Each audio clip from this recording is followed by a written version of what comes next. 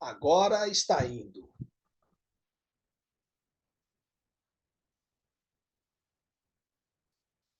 Olá, meus amigos e amigas. Mais um programa Mundo Sem Fronteiras, uma parceria entre Portugal e Brasil pela Rádio Movimento Portugal Online, lá em Lisboa. E hoje nós temos uma super convidada. Ela está com um trabalho excepcional e é sobre um dos pensadores mais instigantes da história das letras. Ele é o Goethe, esse alemão sensacional. E ela é Isabel Rebelo Roque, doutoranda pela PUC de São Paulo e que escreveu uma obra e está ainda, né, pelo jeito, fazendo esse trabalho que é sobre Fausto, que é Fausto acorda do Antropoceno. Onde estão os novos Filemon e Balses? Minha cara Isabel, seja muito bem-vinda ao programa Mundo Sem Fronteiras. Obrigada, Fábio. Bom, primeiro eu quero desejar uma boa tarde aos amigos aqui do Brasil, aos amigos de Portugal que também estão nos acompanhando. Um país que tem um peso afetivo muito grande para mim, porque eu sou filha e irmã de portugueses e sou também, tenho a cidadania portuguesa há alguns anos. Então é uma segunda pátria para mim. Bom, o Fábio me convidou muito generosamente para falar sobre esse tema. Eu estava, inclusive, agora, há pouquinho, a gente estava conversando um pouquinho antes. Então, a minha pesquisa de doutorado, ela, na verdade, é bem mais abrangente do que esse tema que a gente vai falar agora, que é de um artigo meu que saiu recentemente. Então, o meu tema é mais especificamente o tecido fáustico, que é um conceito de uma pesquisadora falecida há uns poucos anos, Jerusa Pires Ferreira. E o tecido fáustico, na verdade, é um grande guarda-chuva para que a gente fale do tema do Fausto no tempo e no espaço também, tá? É, eu sou mestra em comunicação e semiótica pela PUC de São Paulo. Estou na reta final do meu doutorado, com esse tema do tecido fáustico, e venho de uma carreira aí de mais de 30 anos trabalhando com ensino fundamental, ensino básico e desenvolvendo materiais didáticos, principalmente na área de ciências da natureza, mas são todos temas que têm um peso bastante grande para mim, né? As ciências, a filosofia, a literatura. Então, é por aí. Obrigada, Fábio. A gente que agradece, Isabel. Isabel, e por que o seu interesse pela obra Fausto do Goethe, né? Porque é uma obra sensacional, né? Porque a gente continua acelerando o planeta desde a Revolução Industrial na Inglaterra. A gente está desmatando, a gente está poluindo, a gente está exterminando espécies e parece que a gente não encontra o equilíbrio, né? Porque parece que o capitalismo na cabeça de alguns empresários é de uma ganância exacerbada, né? Então é um negócio maluco e a gente tem alguns líderes mundiais, né, que inclusive não acreditam no aquecimento global, não acreditam no degelo da Antártica, apesar de todas as provas científicas, né? Então, nós estamos num mundo aí bastante complicado, né? Como é que você vê isso sobre sua ótica desse seu trabalho sobre o Fausto? Então, Fábio, na verdade, assim, uma perspectiva que eu coloco na minha pesquisa, na tese que eu estou desenvolvendo e que acaba indo ao encontro da dessa abordagem que eu uso no artigo é o fáustico do ponto de vista desse olhar do ser humano para o planeta, para os recursos naturais, até o próprio nome recursos naturais já deixa claro que eles são recursos para a perspectiva antropocêntrica, né? É aquilo que a que eu recorro, eu vou lá, pego e uso, né? Então, na verdade, esse motor do fáustico, ele sempre esteve presente a partir do momento em que o Homo sapiens olhou em torno e pensou: oba, isso tudo é para mim, vou aproveitar. Então, o fáustico está em nós, né? E é claro que aí ele foi, obviamente, passando por uma série de perspectivas, então tem todo o desenvolvimento do tema do Fausto como um mito e que tem um. Você, inclusive, né, Fábio, parece que você tem um interesse especial aí sobre o tema, né? Porque você vem entrevistou o professor Mazar, entrevistou o professor Rogério também, sempre sobre o tema. É,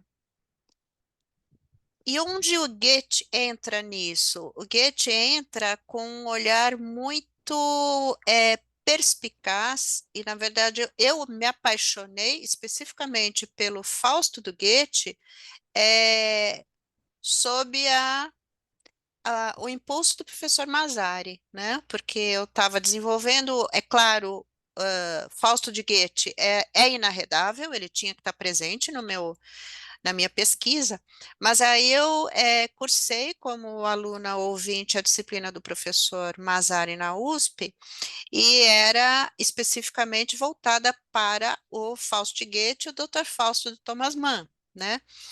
E aí eu pirei. A partir do momento que eu comecei a fazer uma leitura mais pontual do Fausto de Goethe, principalmente do Fausto II, eu pensei, nossa, ele foi um visionário de fato, do ponto de vista de quase do denunciar, né? Esse fáustico que já é um fáustico mais elaborado, porque ele é o fáustico em grande escala, ele não é só aquele olhar do sábio, do vidente, que quer ter um domínio sobre os mistérios do céu e da terra. Na verdade, esse Fausto II, e que se desenvolve mais rapidamente, mais drasticamente no quinto ato, ele é o Fausto. Que Berman, naquela obra basilar, né, e tudo que é sólido desmancha no ar, Berman coloca de forma muito precisa que ele é o Fausto empreendedor, né? O Berman coloca os três Faustos que você vai conhecendo no decorrer da obra. Então, nós temos o Fausto é, que é mais. Me fugiu agora o primeiro nome, mas é aquele Fausto encerrado no seu gabinete que fala nada do que eu estudei me satisfez e eu quero ir para fora. E é aí que chega O Mefisto, Mephistófeles, né? Para falar, agora a exatamente. festa vai começar, mas tem um alto Aí, preço, né? Sempre, né? exato, que é o Fausto sonhador, na verdade. E Voltou o termo. alquimista também, né? Diz que Sim, tem uma alquimista. né? Alquimista aqui, Sim, né? exato. E aí, desse Fausto sonhador, a gente passa para o Fausto amador, que é o Fausto que se apaixona por Gretchen e que depois disso se volta para uma vida mais mundana, enfim, da luxúria. E aí acontece toda a tragédia, né, de Gretchen, e que ele não consegue salvar. Termina esse Fausto I, e aí a gente tem um Fausto II, é, em que o Goethe pira, né? Pira literalmente, ele faz é uma obra super heterogênea, super barroca nesse sentido de convocar a cultura clássica, de convocar uma série, ele passa pelo mercantilismo, são todos temas que o professor Mazari explora de forma assim magistral, né? Porque aí Fausto e Mefisto vão parar num reino fictício, e eles acabam se envolvendo nas intrigas da corte e propõem, inclusive, o desenvolvimento do papel moeda. Então, eles apresentam ali já uma visão mercantilista, e por conta de todas essas intrigas em que está envolvido também o clero, enfim, o Fausto é agraciado, na verdade, o imperador se sente compelido a retribuir Fausto com terras. E aí ele oferece ao Fausto terras que margeiam o mar, né? É, Aí nós temos então o Fausto colonizador, o Fausto empreendedor, que é aquele ser inquieto que olha para aquele mar, para aquelas ondas que afloram o tempo todo e fala: mas para que tanto movimento inútil? Vamos capitalizar. É claro, o termo capitalizar eu estou colocando aqui entre aspas, porque é óbvio que não é um vocabulário que ele usasse, né? Mas precisamos dar a este mar, a esta energia, uma finalidade. E aí é que ele começa, então, a agir sobre o ambiente de uma forma de intervenção mais profunda, né? Então aí você vê Goethe colocando já um. É claro, ele era uma antena da época, ele Sim. percebe toda essa efervescência A política e Revolução econômica. Francesa, né? Exatamente, 1789, né? exato. E aí está se iniciando também a Revolução Industrial. Então, você tem. E assim, é muito controvertido, na verdade, esse olhar do Goethe. Isso eu tive a oportunidade de debater e ouvir muito no evento em que eu apresentei esse artigo, que foi a primeira edição de um evento em Portugal chamado Antropocênica, que se deu em 2022 e que teve participação de Ailton Krenak, de uma série de personalidades, e, e é controvertido o que Goethe coloca ali, né? Se ele estava fazendo uma crítica a um capitalismo emergente, se ele estava fazendo uma crítica a um socialismo emergente, porque ele é contemporâneo de Saint-Simon, né? Mas, na verdade, pouco importa a que ele está fazendo crítica, a partir do momento em que o que fica muito patente ali é esse olhar instrumentalizador sobre o meio ambiente, né? Ele É, era botânico também, né? Gostava sim, sim, da Amazônia, né? Você imagina os portugueses chegando aqui e vendo exato, uma luxúria de floresta por exato. todos os lados, né? E eu tenho aqui uma obra, Fábio, que é do ano passado, que é uma joia, se chama Viagem de Goethe ao Que Brasil. maravilha! Na verdade, é um relato fictício, porque Goethe nunca esteve no Brasil. Aliás, Goethe nunca saiu da Europa. Porém, ele tinha as Américas, a América Latina, como uma paixão, né? Então, nesse meu artigo, eu inclusive falo sobre o fato são gravuras que Goethe Nossa, desenhou. belíssimo, né? Belíssimo. É, ele é, ele era especialmente apaixonado pela natureza. Então, eu não sei se nesse artigo eu menciono, mas Bakhtin fala um pouco Sim, sobre menciona, Goethe. menciona. Isso. E tem uma passagem que eu acho especialmente bonita, que é de Goethe percorrendo os Alpes de trem e olhando para os Alpes, e ele capta de alguma forma, não o movimento das nuvens, mas o movimento interno das montanhas. Então, ele tem um olhar sobre a natureza que é um olhar que eu no artigo falo de Spinoza, né? Que é um olhar que Sensacional, é. então, e esta obra aqui. Viagem de Goethe ao Brasil, ela trata especificamente da correspondência que Goethe é uma correspondência muito viva, muito constante com os naturalistas que vieram ao Brasil. Então, especialmente Marcius e Spix, né? Alemães, ambos, um botânico e um zoólogo, e também os irmãos Humboldt. Martius e Spix estiveram especificamente no Brasil, né? Tanto que levaram dois indígenas para a Europa, duas crianças indígenas que acabaram morrendo, e Humboldt não esteve no Brasil, mas esteve na floresta amazônica, e eles tiveram uma correspondência muito rica. Goethe bebeu muito das descrições e dos conhecimentos que eles lhe transmitiram sobre o Brasil, sobre a fauna, sobre a flora. O Fausto II, ele tem um pouquinho dessa pegada, sabe? Desse olhar de Goethe para o entorno. Então, isso dá ainda mais magnitude à coisa. Agora, Isabel, hoje em dia, né, quando você olha para o interior do estado de São Paulo, eu sempre viajo, sempre vou, você chega em determinadas plantações, são milho ou soja. E aí lá na frente, lá tem o corredorzinho de árvores para as espécies passarem.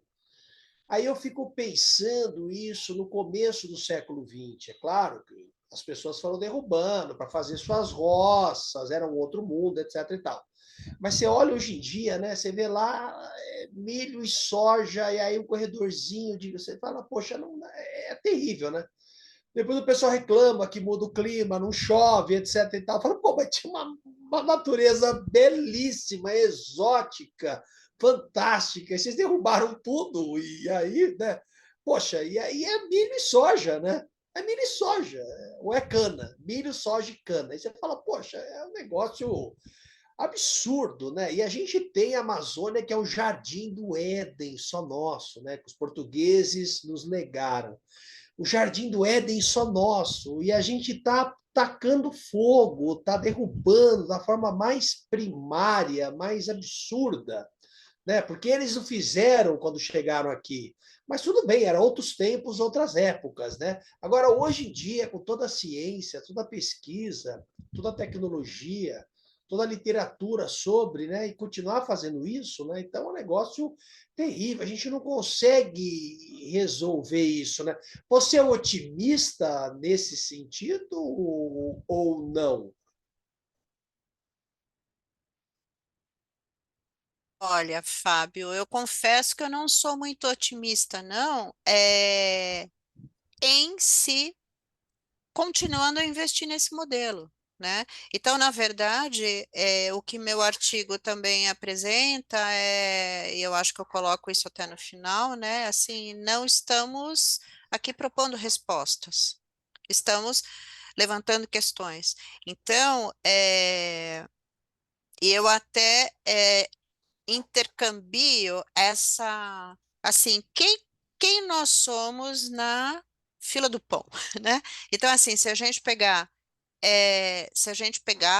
o mito do Fausto, ou a figura literária, enfim, e a gente pensar é, em nós inseridos nisso, é assim, em que momento nós somos Fausto? Em que momento nós somos Mefisto? Em que momento nós somos Filémon e Baucis, que são as figuras que ali funcionam como a tradição, como, né? Ali naquele contexto que Goethe coloca, eles de alguma forma eles funcionam como um nó com o medieval que estava indo, mas assim, você pode transpor aquilo, é muito, muito atual eu estava conversando hoje sobre isso com um amigo e eu estava falando, é, quantos Filemon e Balses a gente não vê no dia a dia, que é aquela coisa, aí em São Paulo, por exemplo, né? Assim, o, o boom imobiliário, e aí você vê um espigão sendo construído aqui, outro sendo construído ali, e aí tem um sobradinho aqui no meio que o proprietário se nega a vender. E aí o sol não Acontece, chega ali, né? Que o os caras sol não cercam, né? chega e a vida dele, obviamente, passa a ser um inferno. Olha, É um inferno na Terra.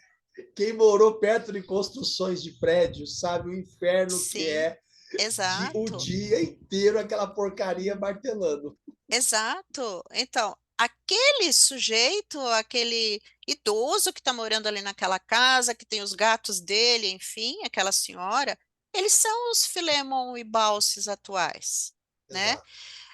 Então, é nesse sentido que eu sou pessimista.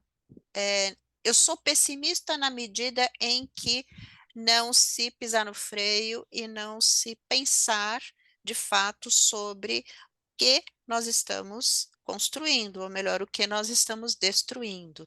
Então, a ideia é que a gente pare para prestar atenção nos pactos que nós estamos fazendo diariamente, é, e o que isso nos acarreta ou vai nos acarretar, né? Então, assim, o que você não está disposto, de que você não está disposto a abrir mão, e que vai acabar perpetuando essa condição. Você agora há pouco, Fábio, falou dos seus percursos pelo interior de São Paulo e essas monoculturas que você vê, e aí um pequeno corredor para a fauna. A gente sabe que isso não resolve nada. A gente Claro. sabe que são milhares e milhares de animais silvestres que são atropelados nas estradas, Exato, que tem que dar exato, vazão a essa produção toda. exato. É, essa falácia dos créditos de carbono, por exemplo, então é assim, você está o tempo todo negociando, tudo isso é fáustico, tudo isso é pacto Claro. fáustico. Eu vou desmatar aqui, mas tá bom, eu vou me comprometer a plantar não sei quantas árvores, não sei aonde. Eu vou plantar eucalipto. Isso não resolve. Você está Exato. dizimando matas originárias e você está compensando isso plantando eucalipto. É, a mata secundária que vai se desenvolver a partir dessas regiões devastadas, ela nunca vai reconstituir a fauna original. Mesmo a floresta amazônica, Fábio, e isso é uma coisa que se discute muito, né? Porque existem alguns equívocos em relação à Amazônia como pulmão do mundo, né? Na verdade, o grande pulmão do mundo é o fitoplâncton que está nos oceanos, né? O E estão fitoplâncton, turbinando de plástico, né? exato, exatamente. Então não sobra nada, não sobra nada. Daqui a pouco vão inventar uma forma de poluir também as camadas mais profundas da Terra, né? É Os vulcões porque vão começar a cuspir garrafa é, PET, né? exatamente. É, O próprio Marx já via isso, né? No próprio manifesto ele coloca, né? exato, Dessa exato, turbinação, dessa produção que vai vindo com tudo, que aí surge a exatamente. máxima, né? Tudo que é sólido desmancha no ar. Aí eu mudei essa frase, né? Inclusive eu coloquei no meu livro, né? Tudo Sim, desmancha no ar antes de se tornar sólido, né? No século XXI. Então, quer dizer, é uma problemática e não há exato, mais exato. reflexão. Aí você tem a questão da Não há. tecnologia, né? Você, por exemplo, está Exato, passeando pelo interior, olhando as matas, as nuvens, e as pessoas estão ali compenetradas olhando na tecnologia do celular. Eu falo, olha que exuberância tudo isso ao redor. E as pessoas estão exatamente, ali fechadas, ali em si mesmada. E uma questão também que é muito exatamente. interessante, eu estava pensando aqui sobre o Filemão de Balsis, é a questão também, vamos chamar assim, da terceira idade, né? Da Sim, invisibilidade, né? exato, Porque se você exato. pegar a Paris moderna, o Haussmann, quando era prefeito, construiu, saiu atropelando todo mundo. Se manda daqui que eu não quero ninguém aqui, entendeu? Como fizeram com a Uhum, Faria Lima também, né? A Faria Lima também, aquelas exatamente, casinhas todas, derrubaram tudo, né? exatamente. É complicado, né? Porque é o mundo assim, se não é produtivo, não interessa. não presta, exato. não E serve para você, nada. É um absurdo isso. exatamente. Um E você absurdo. falou agora, Fábio, na Faria Lima, e eu me lembrei do quão desafiador e ao mesmo tempo auspicioso foi o ano de 2020. Eu não quero também aqui ser mal compreendida como o atual presidente foi, quando ele disse sobre, de alguma forma, eh, a pandemia veio para o bem. E, na verdade, a pandemia não veio para o bem, é óbvio, mas Claro. assim, houve um rebuliço em relação ao modelo que estávamos seguindo, principalmente o modelo de trabalho, e isso no mundo todo, né? Eh, eu fiz parte um pouco disso, porque eu ainda estava trabalhando numa empresa em 2020, e aí nós tivemos que fazer home office 100%, obviamente.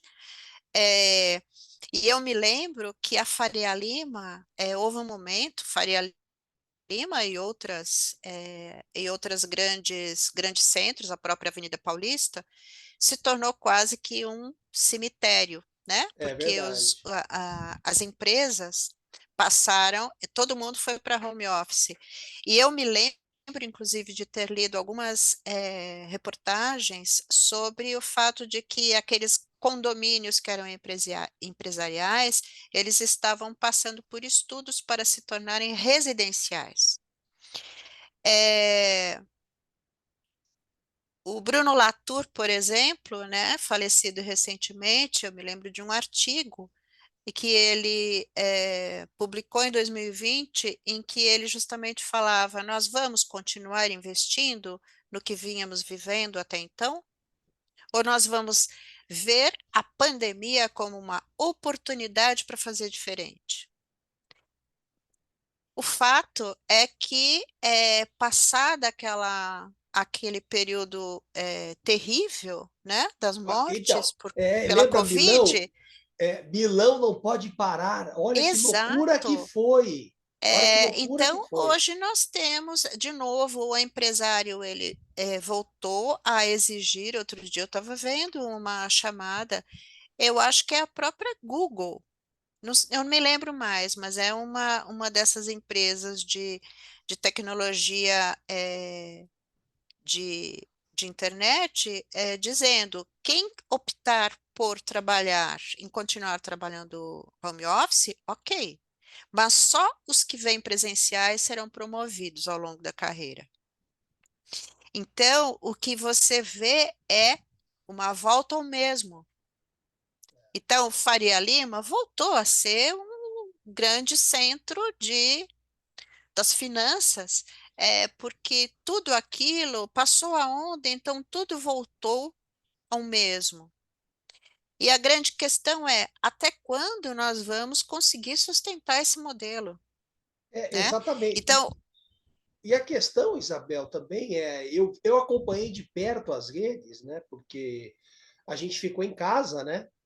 Home sim, office, né? A gente ficou em casa e aí observava e algumas pessoas falavam, não, mas poxa, nós temos que voltar a trabalhar. Quem tiver que morrer vai fazer sim, o quê? Tem que morrer. Eu falei, poxa, mas que absurdo é esse? Aí eu lembro o Hospital das Clínicas com lotação sim, das UTIs, as pessoas nos corredores, morrendo igual peixe quando você tira da água. Um negócio absurdo, sem UTI, e as pessoas não, tem que abrir o um negócio, tem que sair na rua fazendo motociata, fazendo passeata. Eu falei, exato. mas que tipo de gente é essa? Que É porque, visão ética de mundo na tem? verdade, Eu fiquei a visão que enfurecido se com isso. tinha naquele momento era de que quem morreria? Os mais velhos e os que tivessem doenças anteriores. Você vê aí, Fábio, também um outro aspecto disso, que aí a gente, até voltando para o tema do Fausto, nós Exato, temos, por exemplo, Thomas Mann, em Dr. Fausto, desenvolvendo muito bem toda aquela atmosfera alemã que acabou construindo, descambando no nazismo. Então, o que que a gente tem? o tempo todo reapresentado. Esses dilemas, eles estão o tempo todo presentes. O nazismo, vamos repudiar, foi horrível. Em que medida a sociedade em que a gente está, ela não acaba fazendo escolhas muito próximas de escolhas inomináveis que foram feitas na Alemanha nazista. Então, quando você vê, porque não foram só os judeus que foram levados para os campos de extermínio, foram os diferentes, foram os homossexuais, foram os que tinham algum tipo de deficiência Quem questionava o física, regime, né? Quem questionou o intelectual, regime, né? os que questionaram o regime, e aí você vê pouquíssimo tempo atrás, nós estamos em 2024, a pandemia aconteceu há menos de 4 anos, e nós vimos isso o tempo todo estampado, nós ouvíamos isso nas conversas de rua. Não, tem que voltar a trabalhar. Não, eu sou jovem, eu me garanto, eu sou saudável. E o Isso é uma interessante, forma também é, de claro, limpeza, claro. né, de depuração social. Exatamente. Agora, Isabel, o que é terrível é que a extrema-direita está voltando de novo na União Europeia, está ganhando força, está vencendo eleições. Eu já disse, eu Sim, falei, a Le Pen vai chegar ao poder na França. A Le sim, Pen vai chegar, as cadeiras estão aumentando, etc. Portugal já está com problema. Chegou o tal do Chega lá, é uma demagogia populista sim, que é aquela coisa demagógica, né? Ah, exato, vende mundos e fundos e não entrega nada, né? Só blá blá exato, blá, exato. como Sim, foi aqui o último presidente, pelo amor, inominável, aquela coisa horrorosa, entendeu? Pelo sim, amor, o exército expulsou aquilo foi para a política e ficou. E, nossa, você vê o Rio como é que tá, né? Vê o Rio sim, como é que tá, exato. né? Aí você olha e fala: ó, quem são os políticos que estão no Rio? 6 já foram presos, né? Governadores, né? Sim, Então aí já dá uma dimensão, né? Hoje, por exemplo, o exato. SEDAI descobriu na água, já tinha detergente, produto detergente. Agora, de gasolina, de produção, de confecção de combustível na água que vai para casa do pessoal do Rio de Sim, Janeiro. É uma vergonha, né? Quer dizer, você olha, eu, exato. eu, eu já estou meio paranoico com a questão da água. Eu estou paranoico, porque às vezes eu me pergunto como é possível uma cidade de 13 milhões de habitantes abrir a torneira ter água. Não era Sim, para ter mais, né? Porque é tanta gente, é tanto desperdício, porque uhum, é um bem essencial estratégico para a vida exato, humana, né? exato. Então você vê que loucura. E essa extrema-direita está surgindo com tudo, né? E na Alemanha já se esqueceram, já, em certo aspecto, foi o nazismo. Então, se você não fizer um trabalho com fundamental, como você disse, foi professora, para essa garotada Exato, entender isso, né? Esses mitos destrutivos, eles voltam de novo, né? exato. Inclusive, Uhum. esse inominável governo federal utilizou os babacas lá para usar coisas do Goebbels, né, para ficar fazendo uma onda, né? Você vê que ridículo, Exato. patético, né? Que mundo é esse no século XXI, Pois né? é, exatamente. Agora, você acha que a tecnologia engoliu os livros? Você acha que vai ser cada vez mais difícil? Nós estamos falando de uma obra de peso, né? O Fausto, Uhum. né? Como a Divina Comédia, como Shakespeare, etc. Como é que você vê isso? Você acha que essas obras vão ter fôlego no futuro ou vão ficar só para especialistas? A moçada vai pegar para ler esses livraços ou não? A moçada, se ela não tiver mediação, se ela não tiver vontade, assim, vontade, que eu digo, não é vontade da moçada, mas é a vontade de quem detém a informação. Então, na verdade, essa questão da tecnologia, ela é muito complicada porque, assim, já houve muitos arautos da tecnologia como algo que iria revolucionar, de forma positiva as relações, assim como também a, uma revolução para o negativo. O que acontece é que até agora não houve, de fato, vontade de, de fazer uma virada mesmo, né? Na verdade, a gente está sempre, e aí a gente acaba caindo mesmo nessa questão do modelo econômico, do modelo social e até do modelo educacional, né? A gente está vendo uma juventude que está cada vez mais imediatista, cada vez mais impaciente, né? É, como que a gente vai fazer essa moçada se interessar pelos clássicos? Na verdade, eu vejo como a forma de você, de alguma forma, sensibilizar essa moçada é você mostrar o quão atuais e o quão Tá tudo ali, né? perenes são esses Né? clássicos. Por exemplo, você Então, a pega gente. o Hamlet, né? Tá tudo ali, as Exato, indagações humanas, exato, existenciais, né? exatamente. Então, é assim. Eu recentemente li, Fábio, aquele livro que foi que causou muita polêmica porque ele acabou sendo retirado por algumas secretarias de educação, O Avesso da Pele, do Jefferson Tenório. É um livro belíssimo e ontem eu vi que Goiás, eu acho que são dois estados, eu acho que Goiás e Paraná, decidiram, as secretarias decidiram voltar os exemplares para as escolas, porque ele foi um livro que foi selecionado no Programa Nacional do Livro Didático, né? Então ele passou pelo crivo de vários avaliadores do MEC, e aí, de repente, uma diretora de escola no Rio Grande do Sul, acho que por reclamações dos pais, ela viu que o livro tinha algumas passagens com cenas um pouco mais explícitas de sexo e algumas passagens em que se usava a linguagem chula, e aí ela foi para as redes repudiar o livro. E assim, o que que é assustador aí? O Eu não, corpo continua o tabu, né? O corpo eu continua o não tabu? Como assisti assim, né? a esse vídeo dela, mas amigos me disseram, ela não teria a menor condição de estar à frente de uma escola. Tamanha a indigência existencial e É, intelectual dela. faz sentido, né? Então aí a gente vê, Fábio, como o salto ele tem que ser enorme, porque você tem à frente de salas de aula profissionais que não estão preparados e que de repente veem uma palavra chula num livro e elas já demonizam, né? Para falar é, Mephistófeles, né? Que está na ordem do dia, exatamente. né? Porque Nós nós estamos. estamos, exatamente.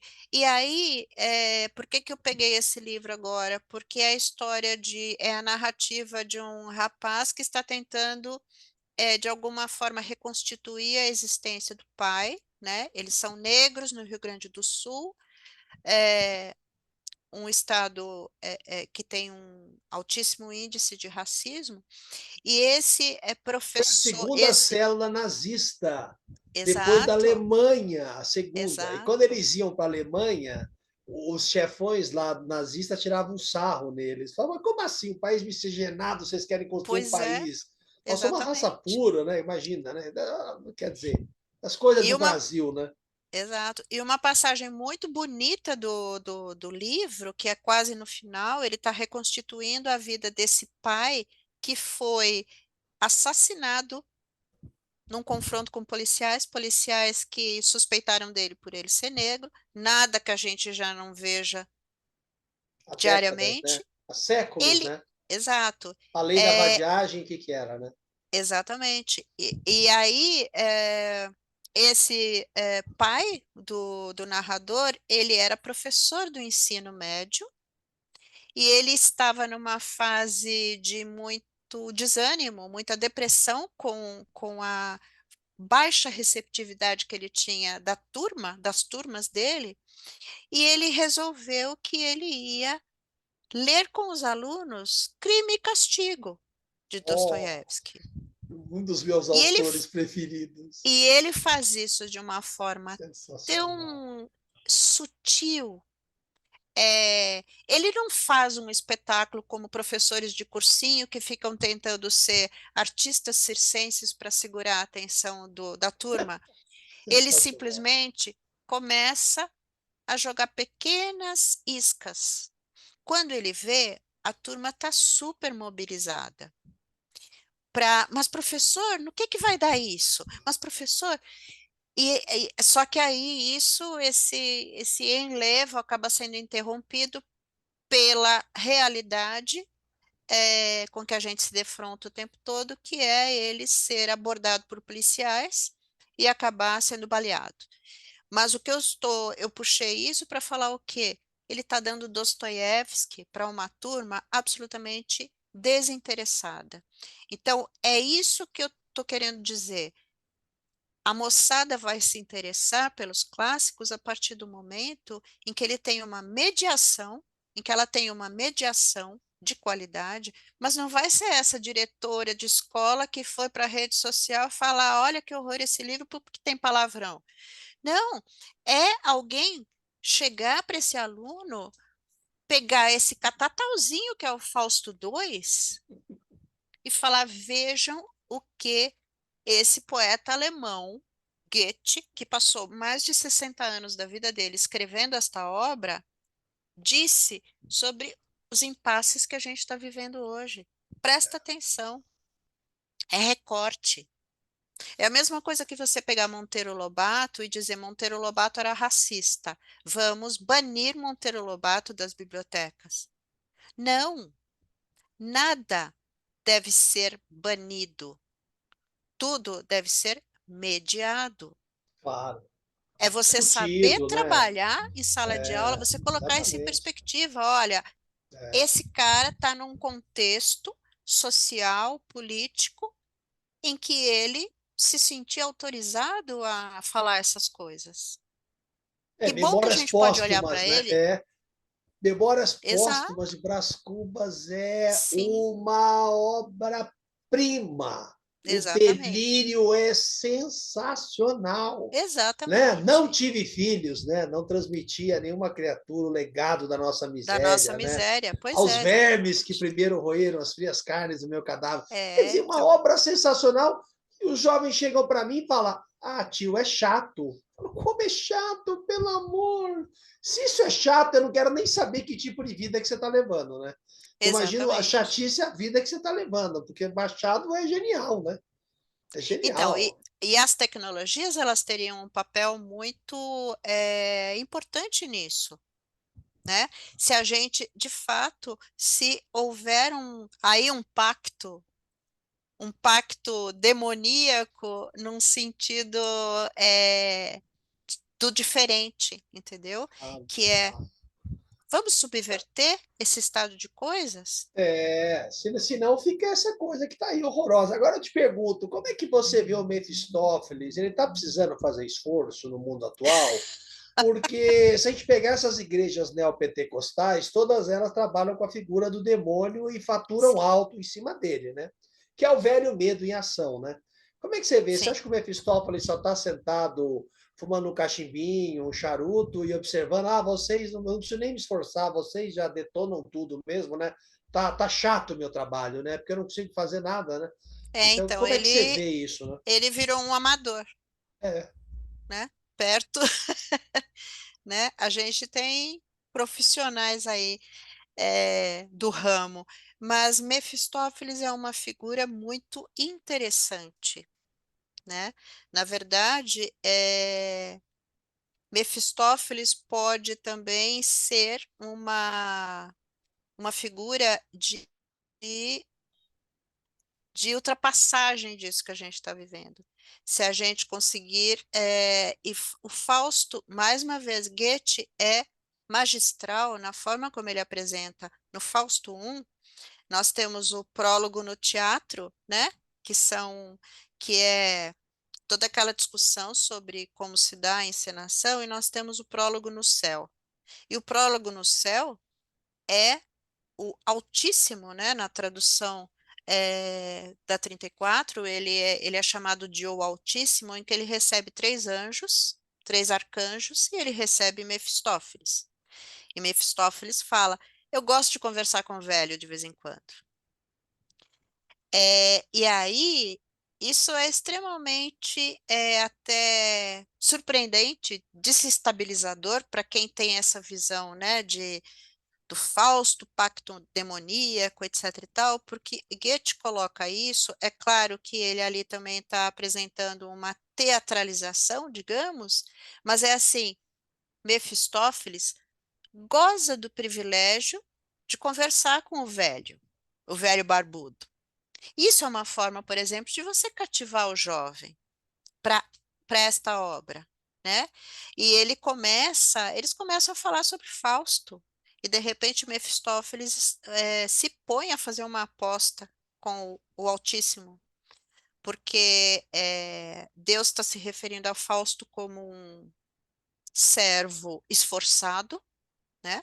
E o Mefistófeles fala, mas ele não está com essa bola toda, não, né? Porque isso evoca, inclusive, a história de Jó, né? A É. história bíblica. E aí ele fala: quer apostar comigo como eu vou conseguir a alma dele? E aí Deus fala: fica à vontade. Na verdade, existe também esse nozinho que é Deus não cede à aposta de Mefisto, ele está lá na posição dele e ele fala: tá, você tem a minha autorização para tentar capturar a alma do Fausto. Agora, interessante, né, Então, Isabel? Essa questão da. Mefistófeles faz uma aposta consigo mesmo, porque Deus não está nem aí para isso, né? E aí tem É, todo o desenrolar da trama. Mas a gente.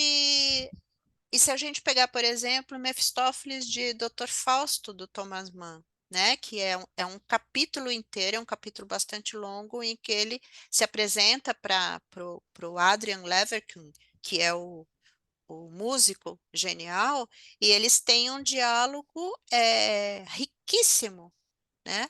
Então é assim, que tal se você também pegar os aspectos de Mefistófeles que são altamente potentes, né? Haroldo de Campos, ele tem esta obra aqui, Deus e o Diabo no Fausto de Goethe, em que ele propõe sensacional. uma Sensacional. tradução, uma transcriação de algumas das estrofes do quinto ato, e ele, na análise que ele faz depois, ele fala de transluciferação, né? Então, você pode pegar Lúcifer ou Mefistófeles como uma entidade, sim, que vem do cristianismo, mas extremamente potente. O que essas igrejas neopentecostais estão fazendo é insuflar o medo a priori. Então é assim, não pense, não, você não pode dançar, você não pode se divertir, você não pode rir, porque isso é coisa do diabo, O humor é né? demoníaco, né? O humor é demoníaco. E a gente já viu isso, por exemplo, também no o Humberto Eco trabalha isso em O Nome da Rosa, né? Aquela obra proibidíssima é uma obra que fala do riso, e o riso era coisa do demônio, né? Então, o que eu estou falando aqui, Fábio, Mefistófeles, ele pode ser uma potência. Ele Com pode ser uma certeza. potência de transformação. Não, eu estou pensando aqui também no Nietzsche, né, o filósofo alemão, né, e naquele Exato. texto belíssimo, e se um dia, uma noite, o demônio se esgueirasse em tua mais profunda solidão e te dissesse, né, queres viver essa vida mais uma vez, inúmeras vezes, é uma belíssima Exato. provocação, né, é uma belíssima Exato. provocação, Exato. porque senão a gente fica com esse mundo que está aí, entendeu? Esse mundo, na verdade, os caretas estão destruindo o mundo, né? Os Porque você caretas pega, estão por exemplo, né? destruindo. Você pega Israel lá, extrema direita, Netanyahu, tá Sim. bombardeando Sim, impiedosamente a sim. faixa de Gaza, mulheres, crianças, Exato. idosos, gente, que horror, 32 mil mortos. Agora bombardearam o Irã, agora o Irã vai Exato. A semana que vem está todo mundo sob alerta, os Estados Unidos, eles. Quer dizer, começa a Exatamente. virar uma espiral, aí você tem a Sim. Rússia com a Ucrânia, é uma loucura, né? É, Uma loucura. e diante do mundo que a gente está vivendo, Fábio, quem precisa de um demônio? Quem precisa de É, Mefistófeles?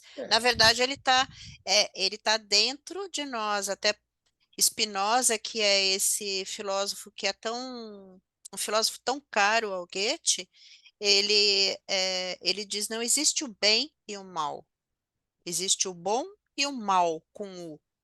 Não existe, não existem as entidades bem e mal. Na verdade, esses mitos, tudo isso que o mito do Fausto mobiliza é o grande conflito que está interno a todos nós. É o conflito da sede de saber que pode acabar se desvirtuando para uma sede de poder, para uma sede de subjugação do outro, né? Mas assim, tudo isso está dentro de nós. É a claro, claro. gente, né? É aquela É, coisa. e o O próprio que você Spinoza quer dizia, alimentar né? dentro de você? É, exatamente. E o próprio Spinoza dizia, né? O homem ou a mulher mais forte é o mais ético, né? Tipo, eu não vou fazer isso porque isso está Exato, errado, né? Por aí não vai dar exato, certo, né? Porque para pensar, o que que Israel vai ganhar com essa guerra? exato. Não conseguiu até E agora trazer os reféns, não sim, conseguiu exterminar o Hamas e não vai exato, conseguir, porque o Oriente Médio é um barril de pólvora, né? E os exato. palestinos E, precisam e ter o seu território há sim. décadas. Né? E mais do que isso que você falou sobre o Spinoza, Fábio, ele também tem um olhar muito bonito para o fato de, é assim, eu quero me desenvolver na minha máxima potência, né? É uma coisa que também acaba sendo distorcida quando você vai para um Nietzsche, por exemplo, que é aquela coisa da vontade de De poder, e etc e potência, tal. Mas o que o Spinoza diz é, eu, é, a ética é eu ser o mais potente que eu, é, que me é, enfim, que eu consigo. E para isso, eu não vou exercer poder sobre um outro. A beatitude, que é o termo que ele usa, mas enfim, que pode ser colocada como felicidade, digamos, eu só vou ser feliz na medida em que os demais estiverem felizes. Então, é assim, o que a gente está assistindo em Israel, o que a gente está assistindo em países da África, é sempre a vontade do poder, é exercer o é, poder sobre o outro, é subjugar. Isso domínio, não é controle, potência, subjugar, né? exatamente, Isso não é exatamente. Isso é potência. fraqueza, né? Isso é Exato, é mediocridade, fraqueza. que inclusive está muito relacionado com os políticos brasileiros também, que pelo amor, né? Porque quando você olha para Exatamente. eles, você vê o nível, você fala, tá difícil, né? Porque o meu sonho de Brasil é que haja uma junção entre intelectuais e poder, né? Mas também não estou dizendo que isso é uma saída, mas é uma possível saída, porque tem uma sensibilidade maior para se pensar o país a médio e longo prazo. Porque senão a Exatamente. gente fica nessa cova rasa, sabe? Elegendo bancada do boi, da Bíblia e da Nossa, bala. Daí a gente já viu que não vai aquele sair nada, né? congresso é vexaminoso, né, Fábio? Não É dá, não dá. vexaminoso, então é Terrível, né? complicado. Isabel, minha querida, que papo delicioso. O nosso tempo voa, né? A gente até falou antes Pois de é, nossa, começar. já. E muito obrigado pela sua participação. Se você quiser deixar mais algum recado, aonde a gente encontra você, nas redes, né? Fique à vontade. Olha, tô no Instagram, tô no Facebook, até você pode ser ponte para se alguém que estiver nos assistindo se interessar no artigo, eu mando o link para vocês, tá? Esse artigo saiu recentemente por uma revista portuguesa. E tanto é que ele está escrito, inclusive, com a ortografia portuguesa, né? Seguindo essas regras ortográficas. E também convidar vocês para conhecerem o trabalho que existe sobre o Fausto, procurar informação sobre o Fausto de Goethe, o Fausto de Thomas Mann, sobre o que Jerusa Pires Ferreira produziu sobre o tecido fáustico. Ela tem uma obra pequenininha, mas muito, muito é, rica de Sim. informações, que é Fausto no Horizonte, que é onde ela fala do conceito de tecido fáustico. É, e é isso, gente. Eu agradeço muito a Isabel, oportunidade. maravilha, muito obrigado, hein? Bom final de semana.